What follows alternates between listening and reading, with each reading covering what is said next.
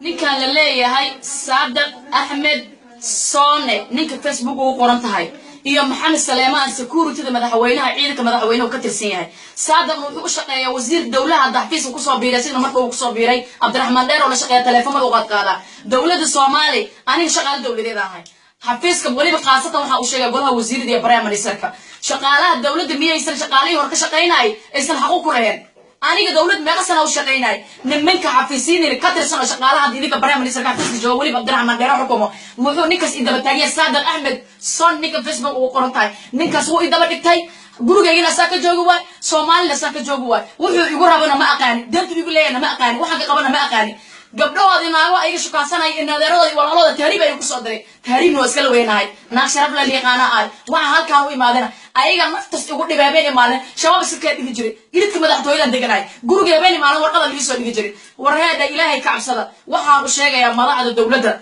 shaqaalaha dawladda waliba labadaas nin ka tirsan magaciidooda aan ku dhawaaqay inay nabadgeli isla labadaas nin oo magaciidood midna liibaan Allah ma aqaani wuxuu ku soo galay Facebook hadda ay tama arkay ninka Saadaq Ahmed Soone la leeyahay Facebook ku soo galo Abdiraxmaan Dheer oo la shaqeeya wasiir dawladda xafiiska Prime Ministerka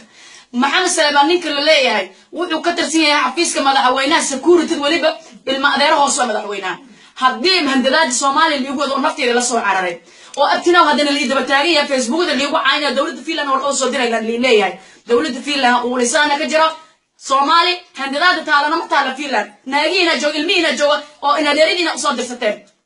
aniga gabar Soomaaliyeed ay waliba aniga wadankeeda shaqeynaysa oo xaqna ku leh oo wadankeeda nabadgelyo dadkeeda u soo carartay Finland passport uma soo doonay nafteeda u soo doontay inay amnigeeda asugo ma fahanteen haddii qabiilnimo lii doonaa na garaan ahay waa la siqaana ilma adeerada meel walba joogta wiila ila dhashay meesha joogtin waa la yaqaana haddii Soomaaliyada iyo gabarnimo Soomaaliyeed laga xishoonayn dawladdu waxaan u sheegayaa labadaas nin inay sharci ii soo hordhigaan oo anigana barjas soo bixiyaan dibka liigu sameeyay warada iyo diiday la sameey yaa faadana tumo tadii karo maanta jirkay qaawnay tusi karana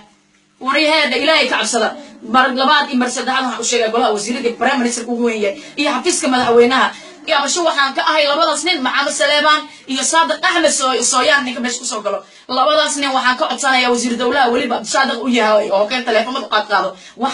وحان كعبسنا كونجر كوجر ما هذا الدولة ده هي أمة الصومال الميل اللي يجوا ضد كان هنا يقصوا قربحان شرعنا اللي يوركنا السلام عليكم ورحمة الله وبركاته